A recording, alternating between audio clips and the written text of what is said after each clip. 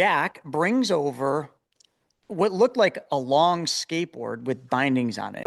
One day, winter was coming. So in the winter, you can't really ride dirt bikes. Mhm. Jack brings over what looked like a long skateboard with bindings on it. And I knew it was a snowboard, but Mhm. I'd never had one, never seen one, never even thought about it. I was a skateboarder and a dirt bike kid. And we're out in the garage just bouncing around on this thing. And he said, "Hey, we really should go snowboarding this winter." And I'm like, "Yeah." And he's like, "Ask for a snowboard for Christmas." So I asked my mom for a snowboard. Lo and behold, she got me a used Look Burt Lamar. And that's where my love for snowboarding came. But one day I got an opportunity to go to the resort. Mhm. Kissing Bridge was what it was called. And we went there. And I remember I went up to the top. Now, I'd never snowboarded down a real Mhm. hill, right? Like we don't have mountains here, we just have hills. Mhm. And I got all the way up to the top.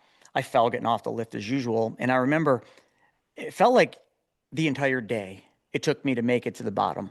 I was beat up, I was exhausted, but more importantly, I was completely frustrated because I thought a skateboarder, I'm going to be able to pick this up like that. For some reason, I had this idea that manifestation in my mind that I was literally going to get on this thing and I was going to rip. I was going to be Mhm. a shredder.